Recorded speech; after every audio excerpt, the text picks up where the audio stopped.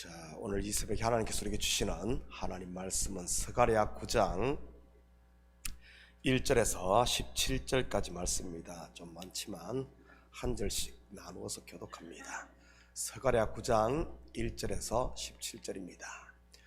여호와의 말씀이 하드락 땅에 내리며 다메섹에 머물리니 사람들과 이스라엘 모든 지파의 눈이 여호와를 우러러 봄이니라.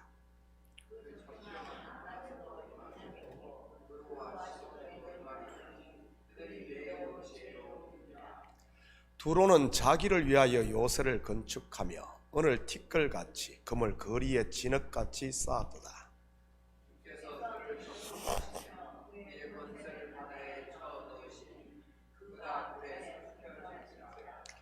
아스클론이 보고 무수하며 가사도 심히 아파할 것이며 에그로는 그 소망이 수치가 되므로 역시 그러하리라. 가사에는 임금이 끊어질 것이며 아스클론에는 주민이 없을 것이며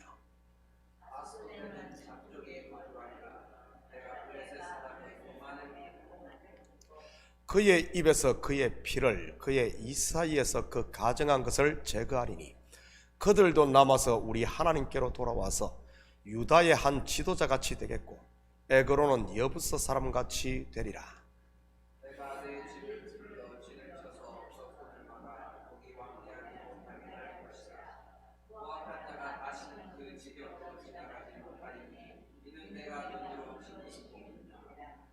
시온에 따라 크게 기뻐할지어다. 예루살렘에 따라 즐거이 부를지어다. 보라, 내 왕이 내게 임하시나니 그는 공의로우시며 구원을 베푸시며 겸손하여서 나귀를 타시나니 나귀의 작은 것 곧 새끼 나귀로되라.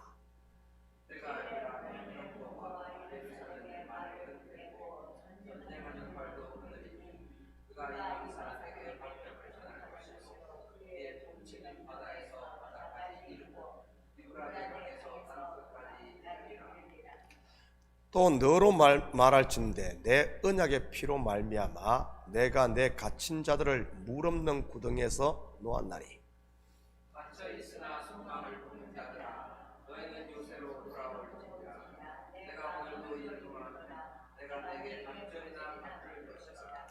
내가 유다를 당긴 활로 삼고 에브라임을 끼운 화살로 삼았으니 시온아, 내가 내 자식들을 일으켜 헬라 자식들을 치게 하며 너를 용사의 칼과 같게 하리라.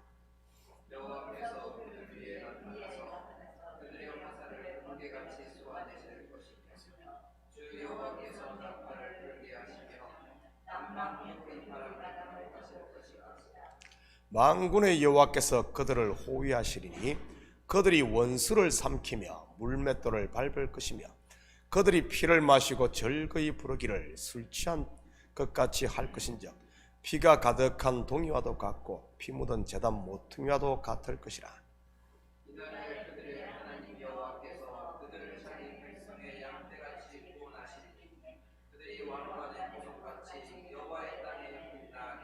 함께 읽겠습니다.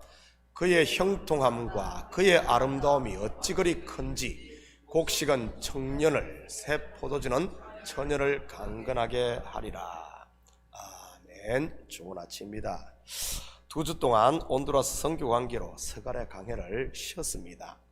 여러분의 이해를 돕기 위해 잠시 복습을 하면 스가랴 1장부터 8장까지는 스가랴서의 이 전반부로서 그가 본 8개의 환상을 소개하고 있습니다. 말에 대한 환상, 내 뿔과 내 장인의 환상, 청량줄에 대한 환상, 대제사장 여호수아에 대한 환상, 순금 등대에 대한 환상, 날아가는 두루마리와 에바 속 여인, 그리고 내 병거에 대한 환상입니다. 그리고 이러한 환상의 결론으로서 외식된 금식에 대한 책망과 불순종의 삶에 대한 책망을 한 후 이스라엘의 회복과 예루살렘의 영광에 대해 7장과 8장은 예언하고 있습니다. 본장 9장부터는 스가랴서의 후반부로서 이스라엘을 중심하여 전개될 장래에 대한 일들을 소개하고 있지요. 그 중에서도 본장은 우리에게 아주 익숙한 본문이고요. 왜냐하면 메시아 예수 그리스도에 대한 직접적인 예언이 들어있으니까요. 같이 살펴보면서 우리에게 임하실 메시아 곧 예수님은 어떤 분이신가 스가랴서의 이 예언을 통해 공부해 보도록 하겠습니다. 먼저 3절 4절입니다. 두로는 자기를 위하여 요새를 건축하며 은을 티끌같이 금을 거리에 진흙같이 쌓아도다. 주께서 그를 정복하시며 그의 권세를 바다에 쳐넣으시리니 그가 불에 삼켜질 것이라. 메시아의 오심에 앞서 스가랴 선지자는 두로의 심판을 먼저 예언합니다. 두로는 해안에 접경한 나라로서 동서의 무역을 통해 큰 부를 쌓은 나라입니다.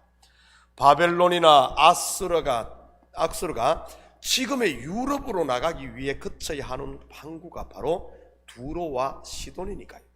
마찬가지로 유럽에서 동양으로 들어가기 위해서도 이 두로를 거쳐야 하는 것입니다. 그러니 두 다른 큰 문명이 교차하는 지역으로서 두로는 작지만 일찍부터 큰 부를 누렸던 나라입니다. 바다의 무역을 통해 쌓은 부였던 것이지. 그런데 성경에서 바다는 세상을 상징하는 대표적인 것으로 두로가 쌓은 부는 세상으로부터 온 부였던 것입니다. 영적으로 보면 이러한 부는 자기 의를 위해 쌓은 일종의 바벨탑이었던 것이고요. 주께서 임하심으로 이러한 것들이 어떻게 됩니까? 다 불에 삼켜지게 됩니다. 마치 높은 산이 평지가 되듯이 말이지요. 이러한 두로의 심판을 우리는 사울이 바울로 거듭나는 과정을 통해서도 확인할 수 있습니다. 바울이 되기 전 사울이 바로 이 두로와 같지 않았습니까? 자기를 위하여 요새를 건축하며 은을 티끌같이 금을 거리에 진흙같이 쌓았으니까요. 우리는 다메섹 도상에서 예수 그리스도를 만난 후 한 그의 고백을 통해 이 사실을 알 수 있습니다. 빌립보 3장 5절 6절입니다. 나는 8일 만에 할례를 받고 이스라엘 족속이요 베냐민 지파요 히브리인 중에 히브리인이요 율법으로는 바리새인이요 열심으로는 교회를 박해하고 율법의 의로는 흠이 없는 자라. 그러던 그가 진리신 예수 그리스도를 만난 후에는 어떻게 됩니까? 오늘 본문의 표현으로 하자면 전부 바다에 쳐넣고 불살라버립니다. 마치 기도원이 하나님의 사자를 만나 자기의 사명을 깨닫고는 그가 의지했던 소와 쟁기를 불태우듯이 말이지요. 계속해서 바울을 들어볼까요? 바울의 고백을 들어볼까요? 빌립보 3장 7절에서 9절입니다. 그러나 무엇이든지 내게 유익하던 것을 내가 그리스도를 위하여 다 해로 여길 뿐더러 또한 모든 것을 해로 여기면 내 주 그리스도 예수를 아는 지식이 가장 고상하기 때문이라. 내가 그를 위하여 모든 것을 잃어버리고 배설물로 여기면 그리스도를 얻고 그 안에서 발견되려 함이니 내가 가진 의는 율법에서 난 것이 아니요. 오늘 본문으로 말하면 바다의 무역을 통해 얻은 은과 금이 아니요 오직 그리스도를 믿음으로 말미암은 것이니 곧 믿음으로 하나님께로부터 난 의라. 내가 쌓은 의가 아니라 하나님부터 주어진 은혜라는 것이지요. 그렇다면 세상적으로 부유했던 두로에 대한 심판이나 율법의 의로 흠이 없다고 자부하며 잘 나가던 바울의 무너짐이 그들에게만 있는 것일까요? 아닙니다. 예수를 믿은 모든 성도에게 있는 하나의 과정인 것입니다. 왜냐하면 십자가 없는 부활이 없고 참된 회개 없이는 죄사함이나 성령 충만이 있을 수 없는 것이니까요. 하나님께서 누구에게 가죽옷을 입혀주던가요? 자신의 벌거벗음을 안 아담과 하와 아니던가요? 벌거벗었음에도 그것을 알지 못하거나 알면서도 나무 뒤에 꼭꼭 숨어만 있다면 어떻게 하나님이 가죽옷을 입혀줄 수 있겠습니까? 하나님이 인생들에게 가장 듣기 기뻐하시는 한마디가 무엇인 줄 아십니까? 바로 나는 죄인입니다 하는 회개인 것입니다. 그 한마디는 영생의 문이 열리는 소리요, 새 생명 하나님의 자녀가 태어나는 탄생의 소리니까요.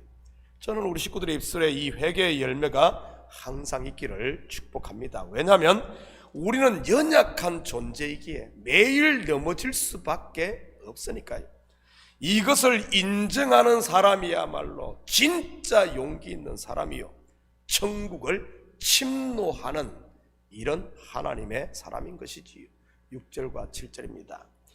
아스도세는 잡족이 거주하리라. 내가 블레셋 사람의 교만을 끊고 그의 입에서 그의 피를 그의 이사에서 그 가증한 것을 제거하리니 그들도 남아서 우리 하나님께로 돌아와서 유다의 한 지도자 같이 되었고 에그론 여부스 사람 같이 되리라. 이스라엘의 역사 가운데 마치 목에 가시 같은 원수가 바로 이 블레셋이었습니다.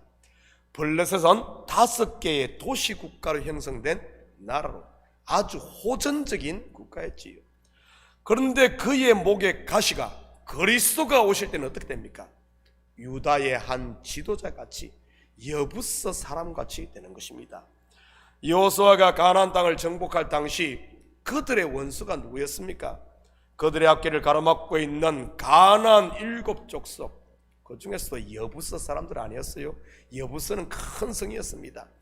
그런데 여호수아가 막상 그들에게 가까이 가자, 그들에게 임하자, 그들은 여호수아에게 항복을 합니다. 물론 그 과정에 진멸을 면하기 위해 멀리 사는 족속인 양 여호수아를 속였지만 말이지, 그때 여호수아 그들을 어떻게 합니까? 진멸한 것이 아니라 하나님 성전에 나무 패는 자와 물 깃는 자로 삼습니다. 그 후 그들은 이스라엘 백성으로 편입이 되었고요, 가사와 같은 원수가 오히려 주의 일에 유용한 자들이 되었던 것이지요. 바울도 그랬지 않습니까? 자기에게 있던 육신의 가시, 이 원수와 같은 가시가 그리스도를 주로 영접하자, 다시 말해 하나님의 뜻을 깨닫자, 그를 가장 강하게 하는 능력이 되었던 그 말이지요. 여러분에게 가시가 있습니까? 여러분에게 원수가 있습니까? 그것 없애달라고 기도만 하지 마시고 이제는 바울의 3번 기도처럼 좀 더 깊은 주님의 임재 가운데 들어가므로 나를 향한 하나님의 뜻을 깨달을 수 있기를 축복합니다. 그러면 가시가 능력이 되고 나의 약함이 오히려 나를 강하게 하는 하나님의 복임을 깨닫게 될 테니 말이지요. 성경에서 복은 내 주위의 환경이 변하는 것이 아니라 내가 변하는 게 진정한 복입니다. 왜냐하면 하나님의 관심은 다름 아닌 바로 나 자신이니까요. 세상이 다 변하고 좋아져도 내가 변하지 않는다면 그것은 꽝인 것이지. 9절입니다. 시온에 따라 크게 기뻐할지어다. 예루살렘에 따라 즐거이 부를지어다. 보라, 내 왕이 내게 임하시나니 그는 공의로우시며 구원을 베푸시며 겸손하여서 나귀를 타시나니 나귀의 작은 것 곧 새끼 나귀로다. 이 구절은 복음서 기자들이 직접 인용한 구절입니다. 예수님께서 예루살렘에 입성할 때 말이지, 당시 유대인들이 기대했던 메시아상이 무엇이었습니까? 백마를 타고 이스라엘의 모든 대적을 물리치고는 승리의 계승장군과 같은 메시아였습니다. 그런데 유대인들이 가졌던 이런 잘못된 메시아상이 지금 우리에게는 없을까요?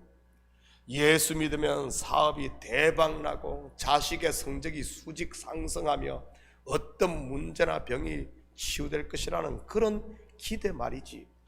물론 성경을 모르고 믿음이 없던 초신자 때야 그럴 수 있습니다.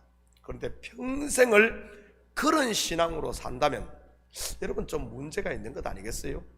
분명하게 성경은 그렇지 않다고 하는데도 말이지요, 말씀 중심이 아닌 자기식의 이런 신앙이 바로 금송아지를 섬기는 신앙이 아니고 무엇이겠습니까? 그러니 유대인들은 기다리던 메시아가 와도 알아보지 못하고 그를 기꼽했던 것 아니겠어요? 이것은 지금도 마찬가지인 겁니다. 말씀을 모르면 하나님의 복과 은혜를 충만하게 받고도 그것을 알지 못하고 그 복을 차버리고 스스로 어둠 가운데 들어가 스스로 울며 이를 갈게 되는 겁니다. 그러면서 밤낮 복복복하며 복 달라고 부르짖게 되는 것이고요, 지금 유대인들이 그러고 있지 않습니까? 오신 메시아는 차버리고 지금도 엉뚱한 메시아를 기다리고 있으니 말이지.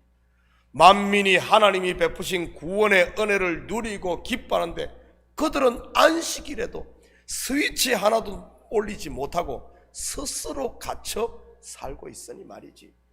그렇다면 우리에게 임하신 예수님은 어떤 모습입니까? 자기를 십자가에 내어 주므로 하나님의 공의를 성취해 그 의를 우리에게 주시는 분입니다. 그리고 겸손한 분, 낮은 분으로 임하셨고요. 우리의 주 대신 예수님이 이렇게 오셨다면 그와 연합된 우리의 모습도 어떠해야 한다는 말입니까? 바로 그분을 닮아야 한다는 말이지요.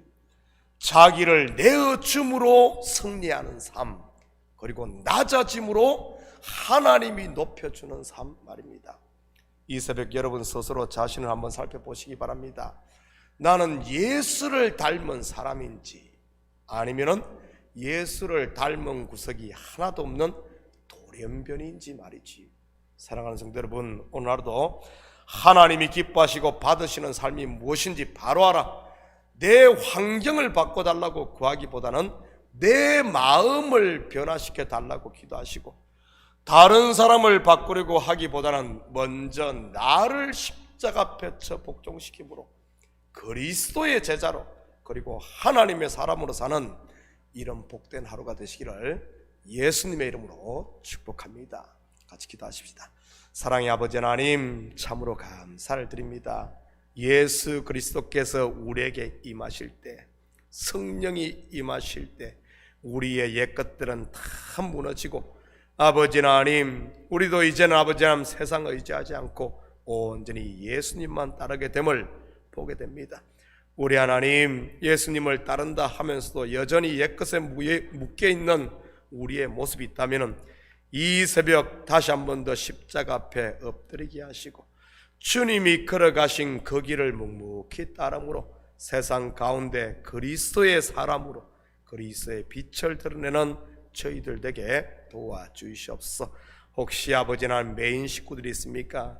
이제는 아버지 하나님 주님 앞에 나옴으로 말미암아 모든 매임은 풀어지고, 아버지 하나님 하나님께서 주신 자유와 평강과 아버지 하나님 구원의 감격을 회복함으로 하나님의 자녀로 당당히 살고 기쁨으로 즐거움으로 살 수 있도록 우리 주님 축복하여 주시옵소서. 우리의 무거운 짐들은 다 내려놓고 이제는 주님이 주시는 가벼운 복음의 빚진 자로 살게 하시고 사랑의 빚진 자로 사는 저희 식구들 다 될 수 있도록 축복하여 주시옵소서. 감사드리며 예수님의 이름으로 기도드립니다. 아멘.